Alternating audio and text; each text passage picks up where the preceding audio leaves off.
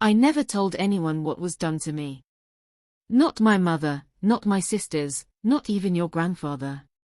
And for 70 years, I kept it pressed down so far inside me that sometimes I convinced myself it hadn't happened.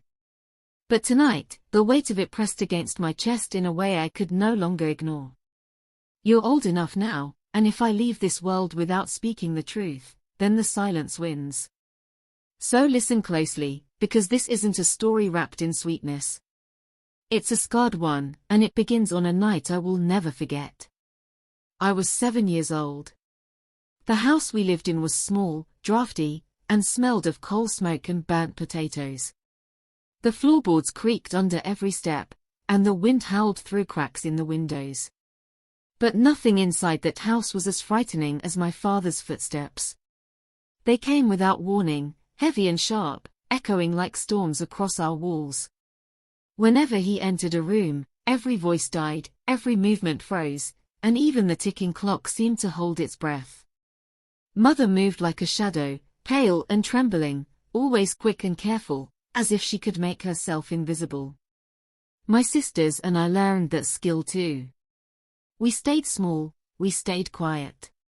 Children weren't meant to be heard in that house, only corrected, warned, or punished. That night, the snow had begun to fall outside, a heavy, muffling layer that made the house feel even smaller. I remember crouching under the kitchen table, tracing the grooves in the wood where knives had left permanent marks from generations past. My sister Mary whispered, "Don't make him angry tonight. He's already been drinking." Her eyes were wide, reflecting the candlelight like tiny moons. I nodded, though my throat was tight, my heart thumping so violently I thought it might burst. Then the door slammed. Boots pounded the floor. The smell of whiskey entered before he did. "Where's my supper?" he barked.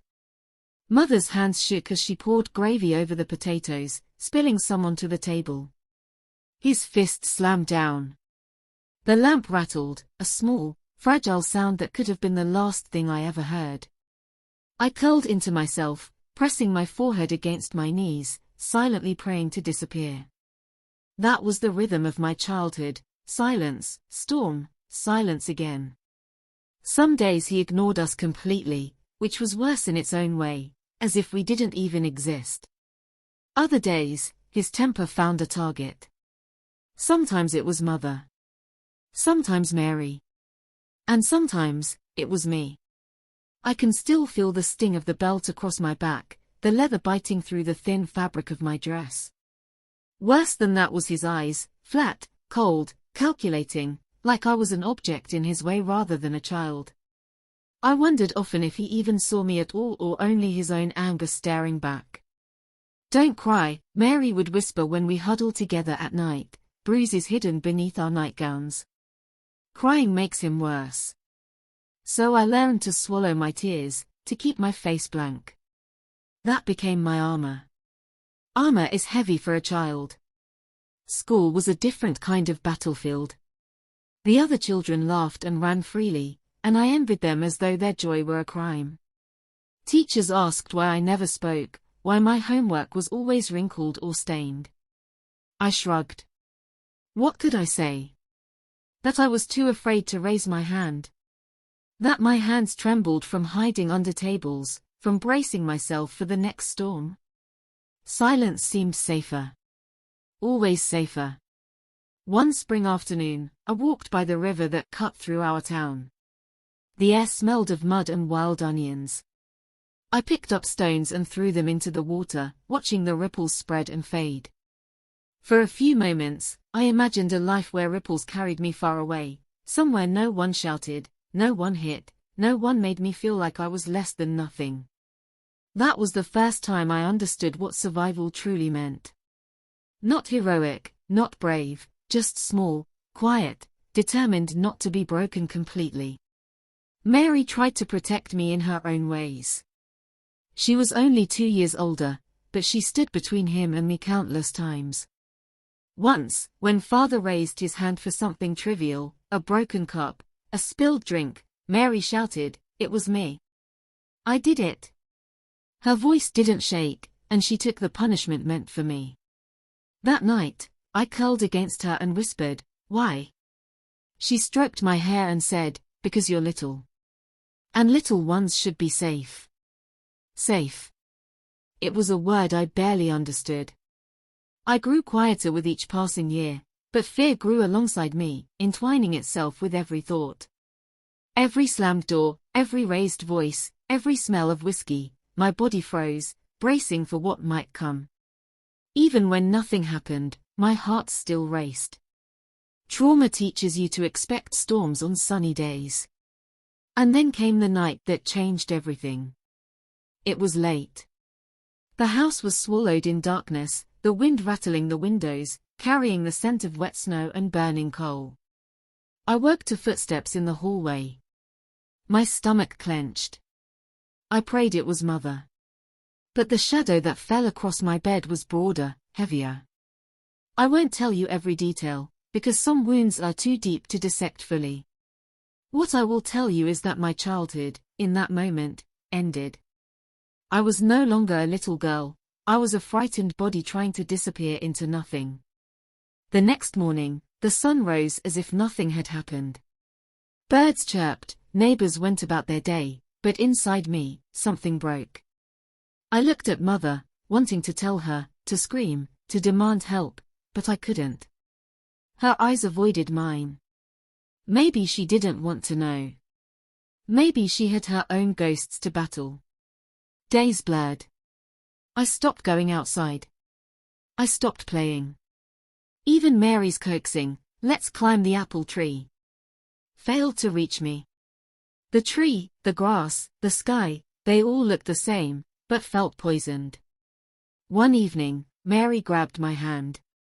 "You're scaring me," she whispered. "You don't talk anymore." I wanted to warn her, to say, "If I tell you, it could happen to you too." Instead, I shook my head. Silence was safer. Silence was survival. That silence followed me for years. It wrapped around me like a second skin. People thought I was shy, strange, distant.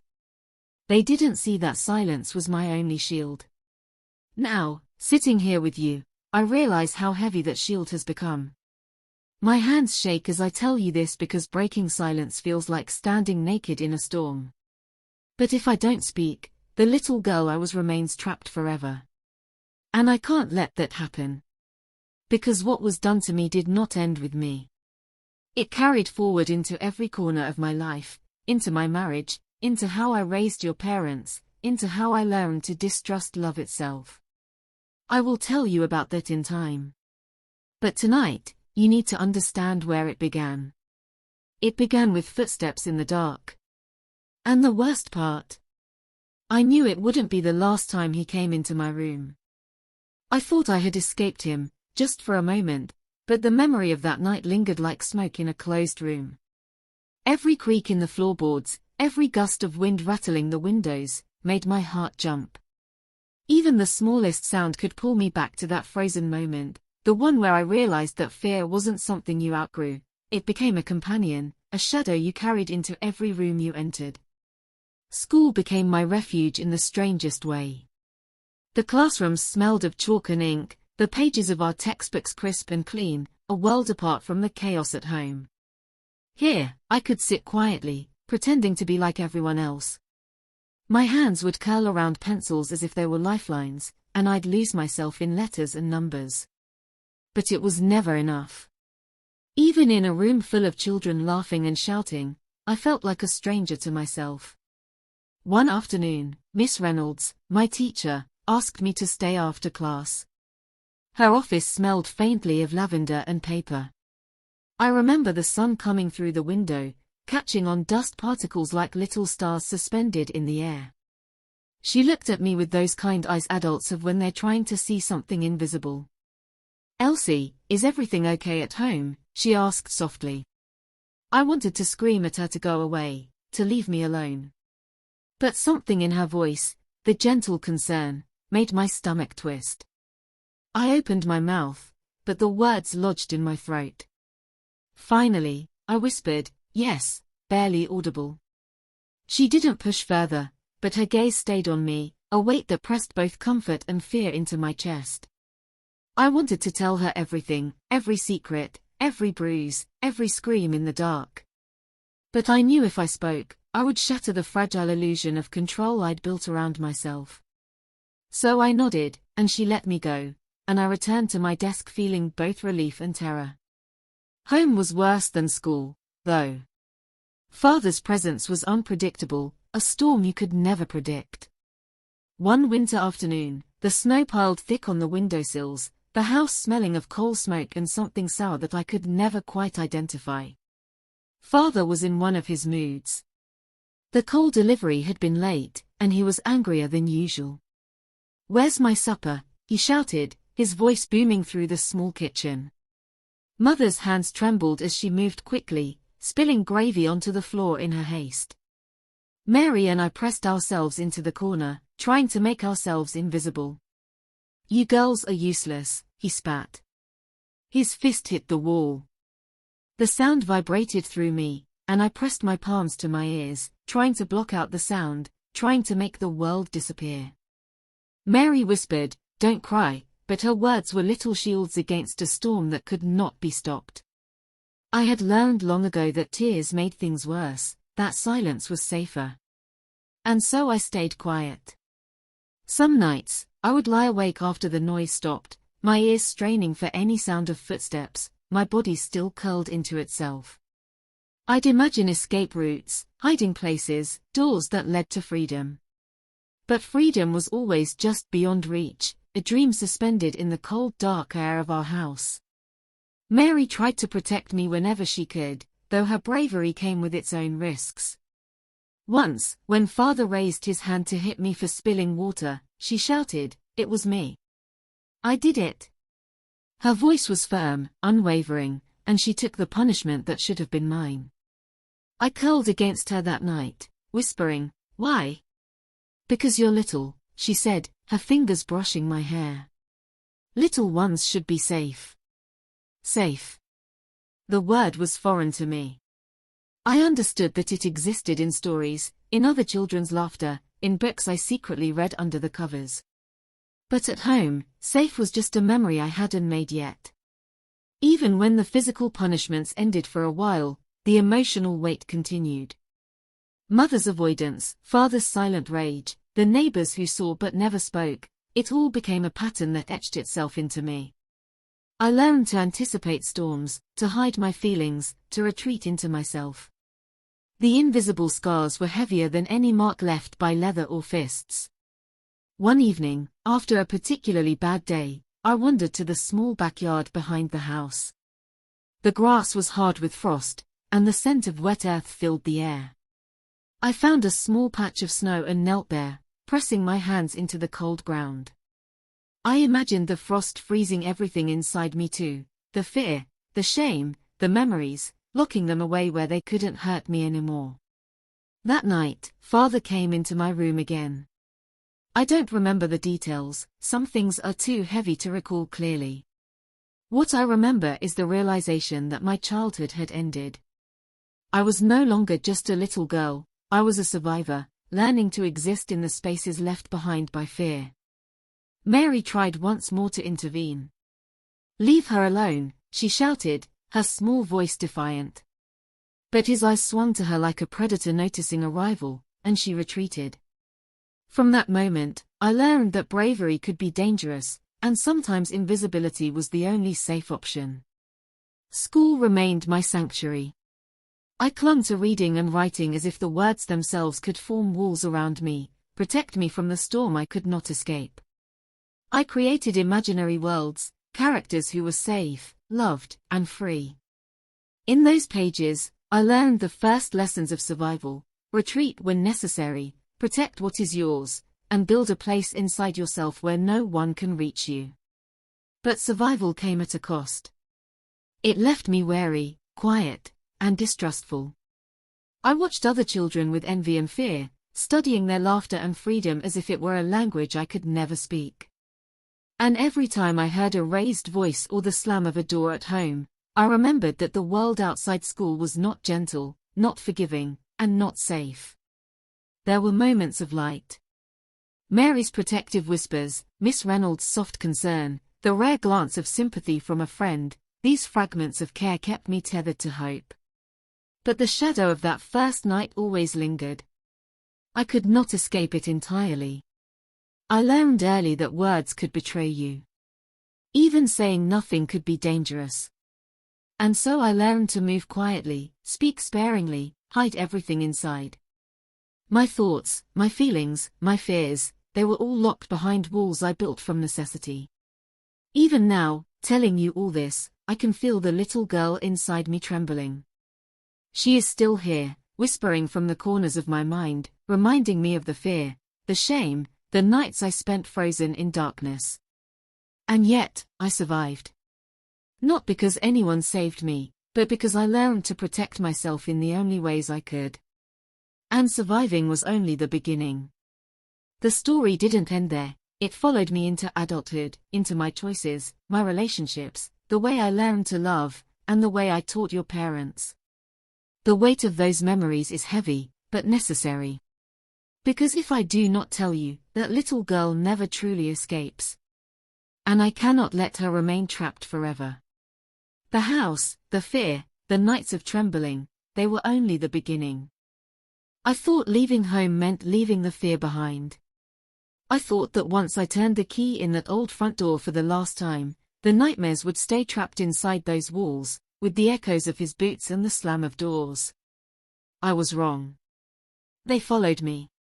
They lived inside me. They became the lens through which I saw the world. I was 16 when I finally left. Not because I had courage, God, no, but because I had no other choice. Mother had passed quietly one winter morning, and with her absence, the house became unbearable. Father's anger, unchecked and ever-present, had turned sharper somehow, like a blade polished on years of neglect and alcohol. Mary tried to persuade me to stay, but I knew that staying would have meant surrendering a part of myself I could not give up. I can't, I whispered one morning, as she packed the small bag I had prepared in secret. I'll come back, I promise, when it's safe. You always say that, she said, tears brimming in her eyes. But it's never safe, Elsie. It's never going to be safe. I hugged her tightly. Her small frame shook against mine, but I pulled away before the tears could soak my shirt. I couldn't afford to be soft anymore, not if I wanted to survive. The first few nights on my own were quiet in ways I had never imagined. No shouting, no slamming doors, no eyes burning through me like fire. I learned to breathe again. I learned that silence could be peaceful, not threatening. But peace is a fragile thing when it's unfamiliar. I jumped at every knock on the door, every sound in the street. Shadows became monsters, and my own heart beat a drum I could not silence. I found work in a small bakery in town. The smell of fresh bread and sugar was almost enough to make me forget my past. Almost. Mr. Thompson, the owner, was kind in a way that unsettled me. He didn't shout, didn't expect perfection, didn't watch me like I was a mistake waiting to happen. Elsie, can you handle the oven today? He asked one morning, his eyes soft behind his glasses. Yes, sir, I said, though my hands trembled. The heat made me sweat, and for a moment I feared it might melt me into someone smaller, someone less afraid. But the rhythm of kneading dough, of measuring flour, became a balm. It was repetitive, grounding, a way to quiet the storm inside me. It was there that I met Peter. He was quiet, polite, with a laugh that made my chest feel lighter than it had in years. I was drawn to him, cautiously, like a bird approaching a new feeder. I wanted to believe in something gentle, something real, for the first time. Do you like baking? He asked one afternoon, leaning against the counter, watching me shape the dough. I like making something that lasts, I said, surprised by my own words. Even if just for a little while. He smiled, and it was small, but it felt enormous to me. For the first time, I imagined the possibility of trust. The idea of love didn't scare me, It felt like a key turning in a lock I hadn't realized was closed. But trauma is persistent. It doesn't leave quietly, and it doesn't wait politely until you are ready. Flashbacks came unexpectedly, the slamming doors, the smell of whiskey, the cold hand gripping mine. Nights were worst, when silence made the memories louder. Sometimes, I would wake up screaming, my sheets soaked, and Peter would be there, shaking me gently, whispering, "You're safe. You're safe." I wanted to believe him. I tried. But trust was a muscle I had never exercised. It crumbled under even the lightest pressure. One evening, I received a letter from home. The envelope was thick, stamped in red. My hands shook as I tore it open. Inside, Father had written that Mary was ill, nothing serious, he claimed, just fever and fatigue, but his words carried the weight of obligation and manipulation. My chest tightened. I felt the pull of guilt, the old, familiar voice in my head telling me that I had abandoned them, that my leaving had caused this illness. I tried to suppress it.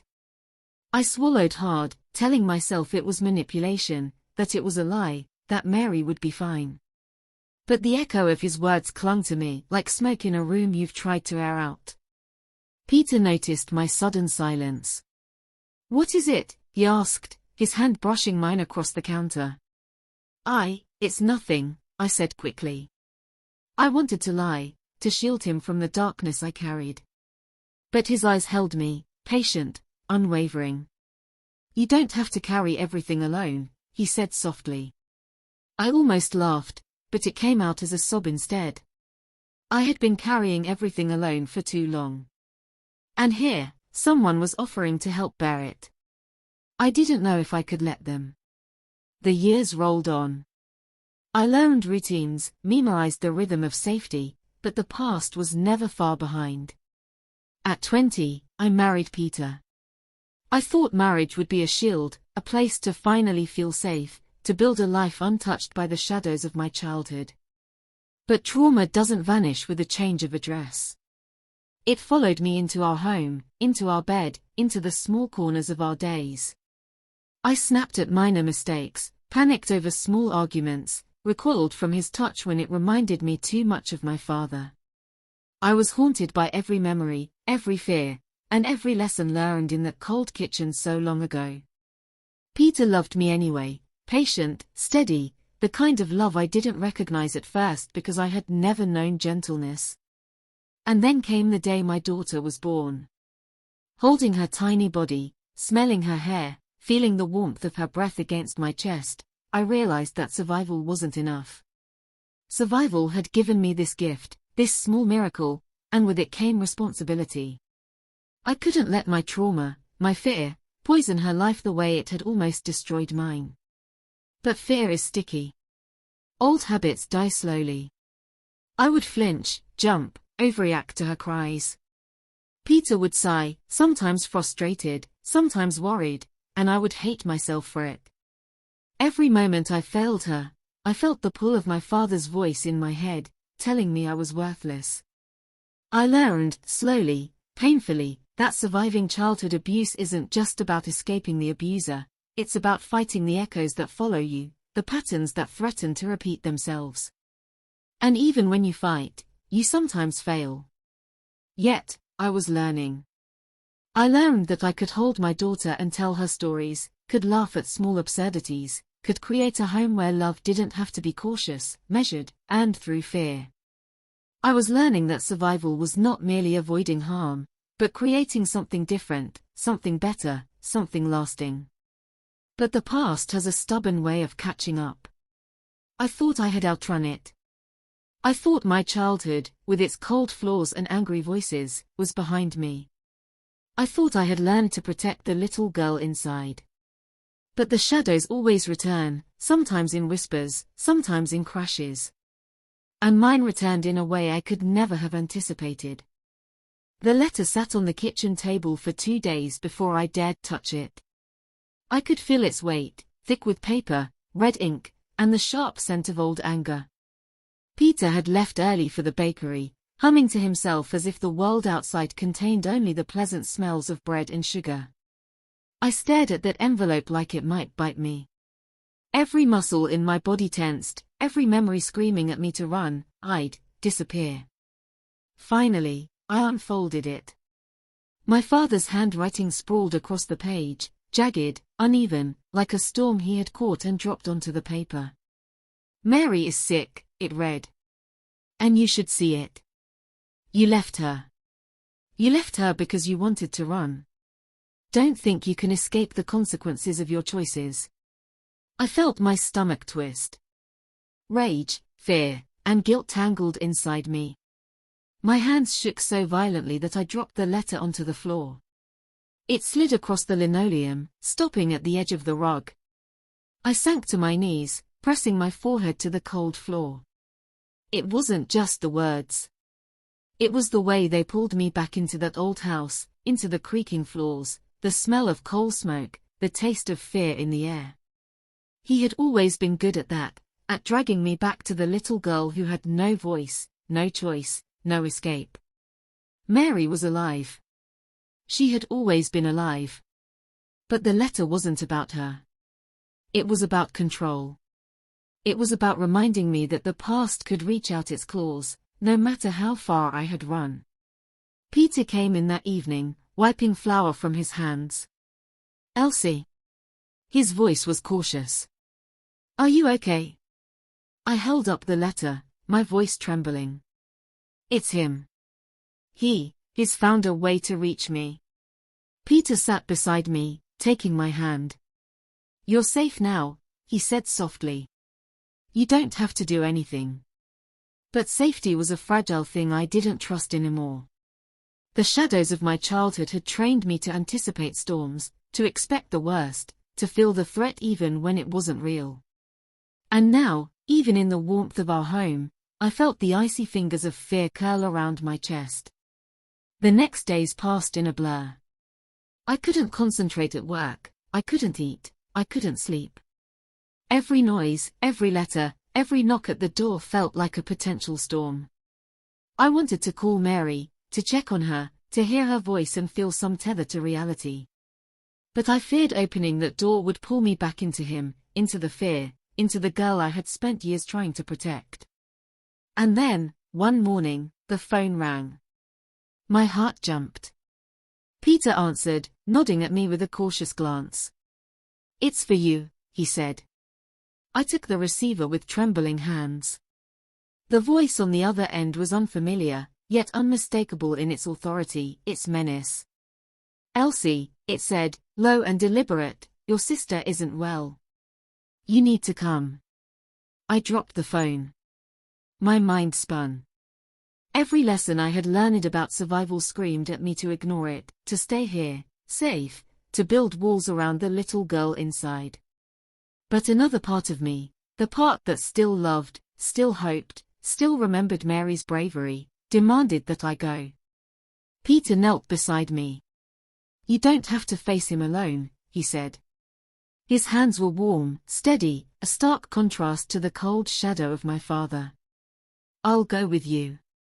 But I shook my head. Some battles had to be faced alone. Some ghosts had to be met without a shield. I packed lightly, carrying only what I needed. The train ride back to my hometown felt endless. Each mile I moved closer to home, I felt the past thickening around me, suffocating, whispering that nothing had changed, that I would never escape him, that I would always be that little girl under the table, trembling. When I arrived, Mary was pale but alive. The sight of her stirred a tumult of relief and rage inside me. Relief that she was still there. Rage that he had dared to manipulate, to control, to frighten me from hundreds of miles away. We sat together in the small kitchen, the familiar scent of burnt potatoes and coal smoke filling the air. "Elsie," Mary whispered, reaching for my hand. I didn't know what to do. He called me, said you had to come. I didn't want to worry you. I swallowed hard, keeping my voice even. He's not in charge anymore, Mary. Not of us. Not ever again. But even as I said the words, doubt crept in. The house was unchanged.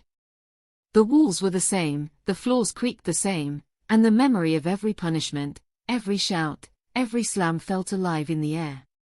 Survival wasn't just leaving, survival was facing the echoes, facing the places where the fear had nested, and proving to yourself that it could not take you again. That night, as we sat in the small living room, I listened to Mary talk about her life, her fears, her days spent in this house trying to maintain a sense of normalcy. And I realized that even when you escape the physical space of abuse, its shadow follows.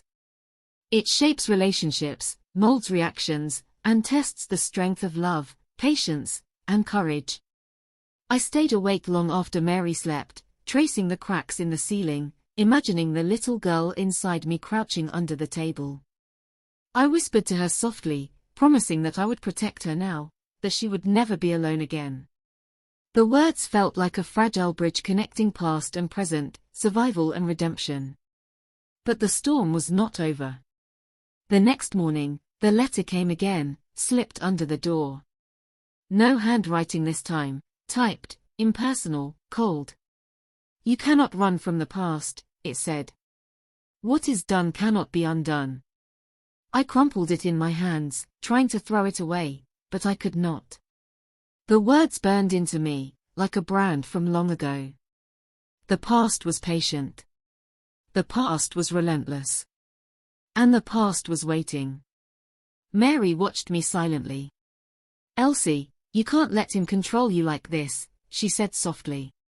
Not anymore. I nodded, swallowing the lump in my throat. I had to face this, not just for myself, but for the little girl I had been, for Mary, for Peter, for the daughter I would one day have.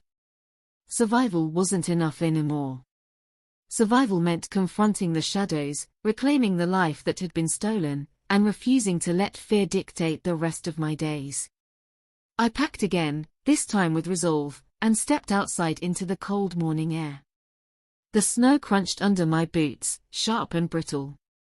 I breathed deeply, the scent of frost and earth filling my lungs. Each step toward the station felt like a step away from the past, but also into it. I was walking a line between fear and courage, between victim and survivor. As I boarded the train back to town, I pressed the letter into my coat pocket. It was not just paper, it was the challenge, the test, the ghost that I had to face. And somewhere deep inside, I felt the stirrings of something I had not felt in years, determination. Because the little girl who had hidden under tables, who had swallowed her tears and learned silence, was still inside me. But I had grown. I had learned. And I was ready to meet the past, to face him, and finally, to begin the process of reclaiming my life. I stepped off the train, the platform quiet except for the distant hum of engines and the occasional whistle. The town hadn't changed much, though it felt smaller somehow, compressed by the weight of memory. Every storefront, every cracked sidewalk, every twisted street corner carried echoes of my childhood, the fear, the bruises, the nights I had counted the cracks in the ceiling while listening for footsteps. I gripped the letter in my coat pocket, feeling the sharp edges press into my fingers. It was absurd, really. A simple piece of paper, yet it carried decades of terror, guilt, and control. I told myself I would burn it once this was over. But part of me feared that burning it would mean burning a piece of myself, the little girl who had survived, who had endured. Mary met me at the station. She had grown stronger, fiercer, a shadow of the sister I remembered but also someone I had never truly known until now. She hugged me tightly, and I realized how much I had missed this, her warmth, her defiance, her grounding presence. We have to face him, she said, voice steady but tinged with fear. I nodded, swallowing hard. I know. I have to do this. For me. For us. The house looked the same. The paint had chipped, the windows were smudged with years of grime, and the door creaked ominously when we pushed it open. It smelled like coal and old sorrow.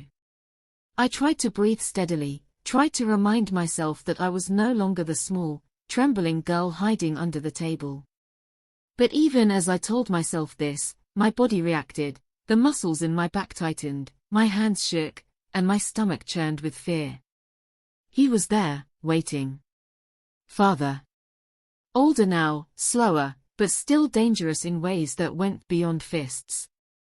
His eyes, cold and calculating, scanned me as I stepped into the kitchen. Well, he said, voice low, amused. Look who finally decided to return. I felt a flash of something I hadn't allowed myself to feel in years, rage. Not the blind, helpless rage of a child, but a deliberate, focused anger. I had survived him before. I would survive him now. Mary stepped beside me. Leave her alone, she said, her voice unsteady but defiant. We're not afraid of you anymore. He laughed, a hollow, chilling sound that made the hair on my arms stand up. Afraid? Afraid of what? You? You've always been too small, too weak to stand against me. I swallowed, steadying my voice. I'm not that little girl anymore, I said. I've survived. I've built a life. And I will not let you control me, or her, any longer. His face twisted, as if he couldn't comprehend that I had grown, that I had learned, that I had taken back the power he had tried to steal. He moved toward me, and for a moment, the old terror fled. But I remembered all the lessons of survival, all the nights I had spent imagining escape, all the small victories of my life beyond that house. I stood my ground. You think you can scare me? I said, my voice firmer now. You think I'm still that little girl hiding under tables? I'm not. I survived. And I am not yours to control. The room felt charged, thick with tension. The air smelled of coal, smoke, and something bitter I couldn't place, fear, maybe, or memory. I could feel the pulse of my own heartbeat, loud in my ears, and I realized that I had carried this confrontation in my mind for decades, shaping it, preparing for it, rehearsing the moment when I would finally say these words. Father's expression faltered. He hadn't expected this. No one had expected this. His power, once absolute, had no hold over me anymore. He was a shadow, and I had stepped into the light. Mary squeezed my hand. It's over, she whispered. But even as I spoke, I knew it wasn't entirely over. Trauma doesn't vanish with a confrontation. The memories, the fear, the lessons of silence, they linger. But power changes in a room when the frightened become brave. And in that moment, I realized something essential. Fear has no authority over the woman who remembers, who survives, who chooses to speak. We didn't argue, didn't fight physically. I didn't need to. I had taken back what he had tried to steal, the control, the silence, the obedience. He could not erase the years I had spent building a life outside his shadow. Later, after he had retreated to his room, muttering under his breath, I walked through the empty hallways, touching the walls as I passed.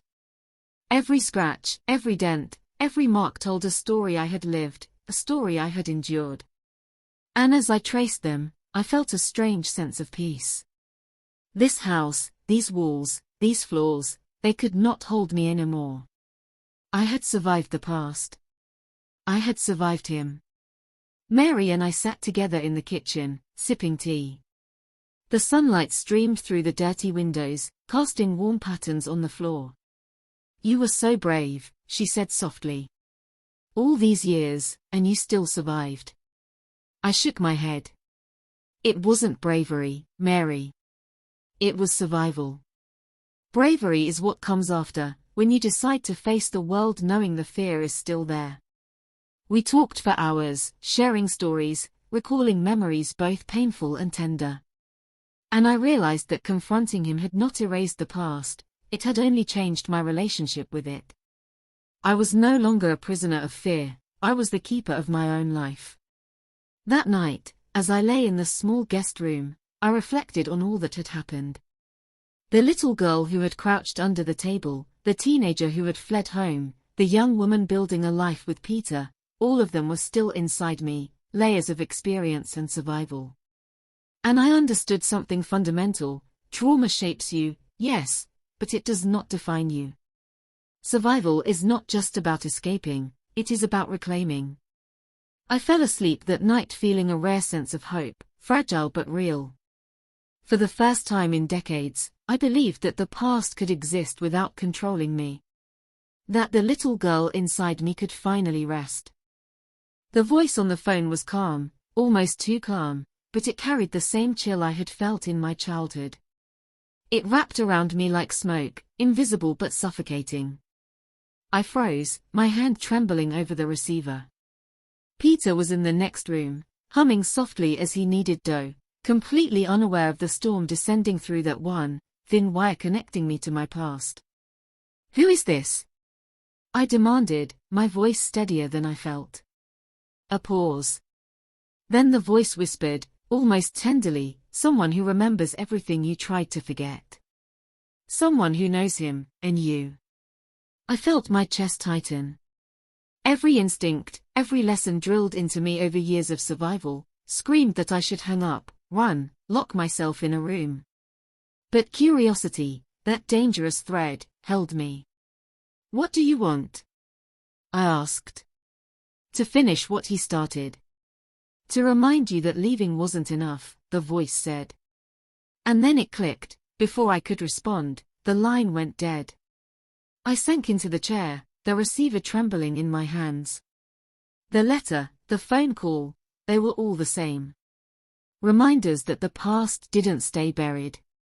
That shadows don't dissolve. That fear doesn't end when you want it to. Peter found me moments later. "Elsie." He crouched beside me, wiping flour from his hands. "What's wrong?" I held up the phone, my voice cracking. "It's him, or someone connected to him. I don't know. But it's not over." Peter drew me into a hug. "We'll face it together. Whatever it is, we'll face it." But I knew that some battles could not be fought with love alone. Some ghosts required confronting the hidden corners of memory, opening doors long sealed, stepping into rooms we had avoided for decades. That evening, I couldn't sleep. The house was silent, the shadows longer, the wind whispering against the windows. I pressed a hand to my chest, remembering all the nights I had spent awake, listening for footsteps that weren't always there. But this time, I didn't hide under the bed or behind the curtains. I sat upright, feeling the pulse of my own survival, the rhythm of life I had fought so hard to create. The next morning, Mary and I drove to the old neighborhood. The snow had melted into slush, the streets lined with frost, the air carrying the sharp scent of winter and something else: memory, inevitability, warning. Every corner, every house, every broken fence brought images of the past rushing back, the screams, the threats, the endless nights. We reached the house. It looked smaller than I remembered, diminished by distance and years, yet more menacing somehow. My stomach knotted. I could feel the little girl inside me, crouched and trembling, urging me to turn around, to run, to stay safe. But I kept going. Survival had taught me that fear does not vanish, it must be faced. Inside, the air was thick with coal smoke and dust, the scent of decay mingling with something metallic, bitter. Father's room was empty, silent, but the energy, the weight of old cruelty, still lingered like a tangible presence. I could feel it pressing against my chest, the same way it had decades ago. And then I found it. A small box, tucked beneath the bed. Letters, photographs, objects I had long tried to forget. The handwriting was unmistakable, my father's, though some were typed, impersonal, like messages meant to manipulate rather than communicate. My hands shook as I sifted through them. Each one carried threats, memories, accusations, reminders that I was never safe. Mary watched quietly, her hand on my shoulder. "You don't have to do this alone," she said. I nodded but continued. The letters were a roadmap of fear, but also a roadmap of survival. Reading them, I realized just how much I had endured, and how much strength it had taken to leave, to build a life, to love despite it all. One envelope stood out. It was smaller, unmarked, the paper thick and rough. Inside was a single photograph, a picture of me as a child, crouched in the corner of the kitchen, tears streaming down my face. My father's handwriting scrawled across the bottom, "You will always be mine." I dropped the photograph, the weight of memory threatening to crush me. The anger and fear surged at once. I had survived him, yes, but here was the proof that the past had never truly let go. I breathed deeply, steadying myself. "Not anymore," I whispered, voice trembling but firm. "Not anymore." Mary squeezed my hand. "We're leaving," she said. "We don't need to stay here. This isn't ours anymore." I nodded again, though I lingered a moment longer. The house, the letters, the memories, they were pieces of my past I could not erase. But I could choose how they shaped me now. I could choose survival, strength, and control. Back in the car, I exhaled slowly. The snow-slick roads reflected the grey sky, cold and merciless, but I felt something shift inside me. The little girl was still there, yes, but she had grown, hardened, learned. I was no longer just a survivor, I was a woman reclaiming her life. But the shadow of the phone calls still lingered. Whoever had called knew too much, and I couldn't shake the feeling that this was just the beginning. The past had many hands, and some of them were still reaching for me. That night, as Peter and I sat together, he took my hand. "We'll face whatever comes next," he said, eyes steady and warm. I nodded, resting my head on his shoulder. But sleep didn't come easily. Shadows moved in corners, whispers lingered in the air, and I could feel the pull of old fear. Survival had given me strength, yes, but it had also taught me that vigilance never truly ends. And then, just before dawn, the phone rang again. A single, sharp ring cutting through the silence. My heart jumped, and I froze. The little girl inside me screamed, urging me not to answer, to hide, to retreat. But I lifted the receiver anyway. The voice was different this time. Colder, more deliberate, filled with a knowledge that made my blood run cold. "Elsie," it said, low and smooth. "You've survived much, but not everything. There are truths you've yet to face. And when you do, you may not recognize the life you've built." I felt the walls of safety I had built crumble around me. Every instinct screamed to hang up, run, hide, but I stayed. I had survived before. I would survive again. But I realized, with a sinking clarity, that survival alone might not be enough this time. The days that followed were tense, the kind of tension that presses against your chest until breathing feels deliberate, calculated. Every ring of the phone made my pulse leap, every knock at the door made me flinch, every shadow in the room whispered reminders that the past had teeth, and that it could bite at any moment. I kept the letters, the photograph, and the messages close to me, almost as if carrying them would somehow contain the storm. Peter tried to distract me, baking bread, talking quietly about the future we were building, but even his warmth couldn't erase the lingering presence of someone, or something, reaching for me. Mary and I spent hours piecing together what we could. Letters, photographs, vague notes he'd left over the years, they painted a pattern. Not just of cruelty, but of obsession. It wasn't only about control. It was about history. About secrets that had never been meant to see the light of day. "I don't understand," Mary said one evening, tracing her finger along a photograph of our family home. "Why now? Why all this, after all these years?" I didn't answer immediately. I couldn't. I had felt a gnawing in my chest, a slow unraveling that told me the worst wasn't the fear I had survived, but the truth I had yet to uncover. "I think," I said finally, voice low, "that he's afraid we've learned too much. Afraid we might see something he never wanted us to see." The words hung in the air, heavy and ominous. I realized that the shadows weren't just memories, they were guardians of secrets, and someone wanted them to remain buried. One night, unable to sleep, I went through the old photographs again. Faces frozen in time stared back at me, family gatherings, birthdays, fleeting smiles, each one a fragment of something larger I hadn't understood. Then I found a photograph I hadn't seen before. My mother, holding a baby I didn't recognize, her eyes wide with fear, her lips pressed in a tight line. On the back, in my father's handwriting, "Remember what is at stake." I stared at it for hours, the edges of the photograph crumpling in my hands. Who was that child? Why had I never known about them? Questions piled on questions, each one sharper than the last. My childhood had been filled with omissions, secrets, and lies. Perhaps what I had endured wasn't just punishment, but a carefully orchestrated plan to erase the truth. I needed answers. I needed to confront the past fully, even if it meant walking back into the house that had shaped my fear. The next morning, Mary and I returned. The house loomed larger than I remembered, oppressive, but I walked through the door with a determination that surprised even me. Father was gone, as he usually was during the day, but the air carried his presence in subtle ways, the creak of a floorboard, the faint smell of tobacco, the lingering tension in the walls.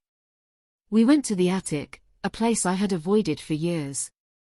Dust hung in the air like particles of memory, and cobwebs clung to everything. I opened old trunks and boxes, sifting through papers, photographs, and journals. And then I found it, a small, locked box that felt heavier than it should have, as if it carried the weight of every secret I had ever tried to ignore. The key was hidden under a floorboard, exactly where he had always kept it. My hands shook as I unlocked the box. Inside were documents, letters, and photographs, proof of things I had never known, my father's manipulations, financial secrets, and most startlingly, records that suggested another child had existed, my mother's firstborn, taken from her at birth, hidden, erased. I sank to the floor, cradling the documents. The little girl inside me trembled, and yet something new stirred as well, a sense of clarity. Finally, I understood why the past had clung to me so fiercely. The fear, the abuse, the letters, the manipulation, it wasn't just random cruelty. It was part of a larger pattern, one I had survived but never fully seen. Mary knelt beside me, whispering, "We'll figure this out together." We spent hours piecing it together, following the threads of truth through the decades. The evidence suggested that my father had gone to extraordinary lengths to cover up his past misdeeds, to control the narrative, to erase anyone who might challenge him. And somehow, despite everything, he had underestimated me. That night, back at the small guest room, I thought about all the years I had carried fear like a second skin. The letters, the phone calls, the shadows, they had all been warnings, but also keys. And now, with the truth in my hands, I could start to untangle the past from the present. But revelation comes at a cost. The more we uncover, the more we realize just how deep the roots of betrayal run. The next morning, a neighbor came to our door. She was an elderly woman, small and frail, but her eyes were sharp, alert. "You girls shouldn't be digging through that house," she said, voice low. "There are things buried there that are dangerous. Things he's never wanted anyone to find." I swallowed, feeling the familiar coil of fear tighten around my chest. "What things?" I asked. Her eyes flicked to the house, then back to me. "Things that some people would kill to keep secret. You don't know what you're touching." I felt a chill run down my spine. The past was no longer just memory, it was alive, protective of itself, and willing to strike to maintain control. Mary gripped my hand. "We can't stop now," she said. "Not after everything we've uncovered." I nodded. Survival had never been passive. It had required confrontation, endurance, and courage. And now, more than ever, I realized that uncovering the truth meant facing not just my father, but the network of secrets he had built over decades. Later that night, as I sat alone in the quiet, I reflected on everything. The letters, the photograph, the locked box, they were proof that survival wasn't enough. Understanding, confrontation, and courage were the next steps. The little girl inside me, who had once cowered under tables, was now standing, observing, learning, preparing. And then, as I prepared to leave the house for the night, I noticed movement across the street, a figure watching. Shadows shifted, the air seemed heavier. I froze. The past had followed me here, in ways I hadn't anticipated. I took a deep breath. The fear was still there, yes. It would always be there in some form. But so was the strength. So was the knowledge that I had endured, survived, and now, armed with truth, could act. The storm was coming, and I would face it. The night air was sharp, biting at my cheeks as Mary and I peered out the window. Across the street, the figure lingered, still, almost impossibly quiet.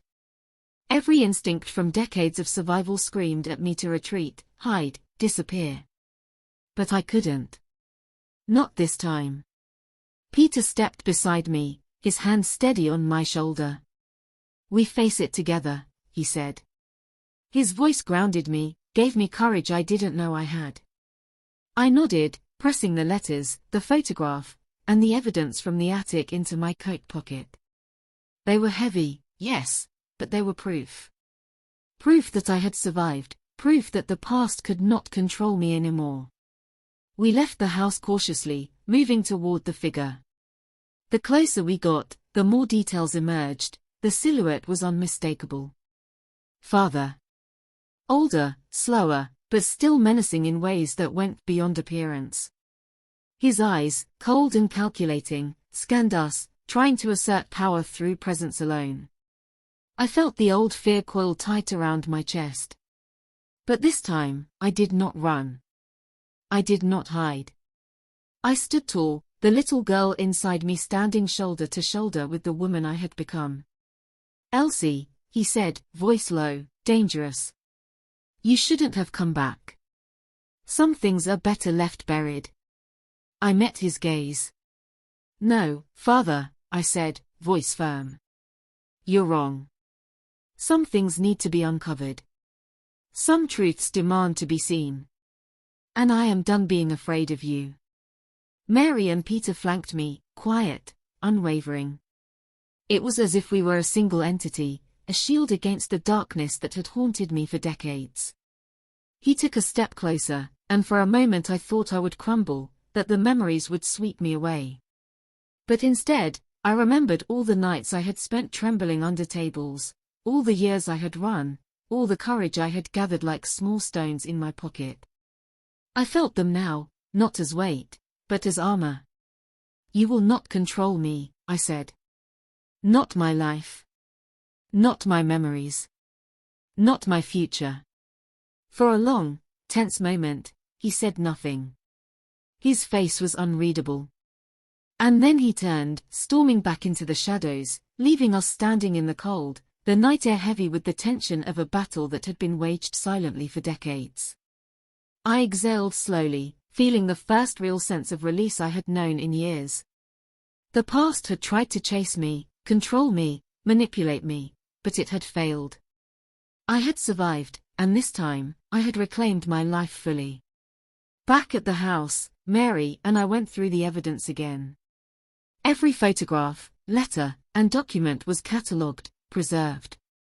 We weren't just surviving anymore, we were documenting, understanding, and dismantling the hold of fear piece by piece. Peter joined us, his presence steady and reassuring.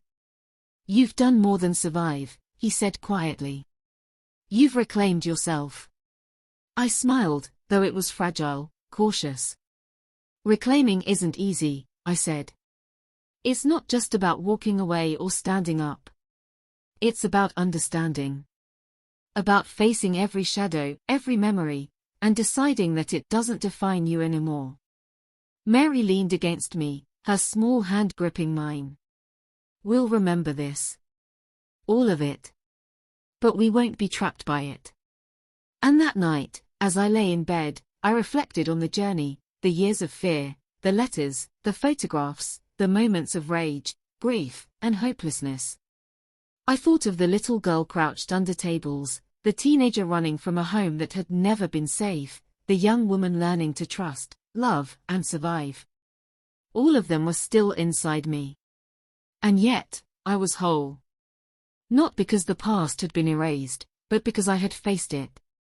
Because I had acknowledged it, confronted it, and taken back control. The shadows of my childhood might always linger, but they no longer had authority over me. I could carry them, yes, but as reminders of my strength, my endurance, and my resilience. In the quiet, I whispered to the little girl inside me, "You survived. You are not alone. You are stronger than you know." And in the morning, when the sun rose over the town, casting light on snow-slick streets and frost-kissed rooftops, I felt a freedom I had never known. Not freedom from memory, not freedom from trauma, but freedom from fear. I shared the story with Mary, Peter, and later, with my own daughter, teaching them that survival is more than escape. Survival is understanding, reclaiming, and transforming pain into strength. Trauma does not have to define a life, it can refine it, shape it into something enduring, something courageous. And I learned that redemption is not found in forgetting, forgiving, or pretending the past never happened. Redemption is found in facing it, embracing it, and deciding that it will not take the rest of your life. I still carry the memories, the letters, the photographs, and even the fear. But now, they are tools, not chains. They are reminders of the battles fought and won, the strength cultivated, and the legacy I wish to leave. To my grandchildren, I say this: life will bring darkness, cruelty, and moments when you feel small and powerless. But within you is the capacity to survive, to reclaim, to rise. The little girl inside me, the frightened child, will always be a part of me, but she will never control me again. And neither should any fear, any shadow, any trauma control you. I have survived. I have reclaimed. And in that, I have found not just peace, but purpose. Remember this: your past may shape you, but it does not define you. The strength to survive, to confront, to love despite everything, that is yours. Carry it, honor it, and never let fear steal what you have earned. That is the legacy I leave to you. The sun pours through the window, warm against my skin, and I feel it, the culmination of years, decades, a life reclaimed.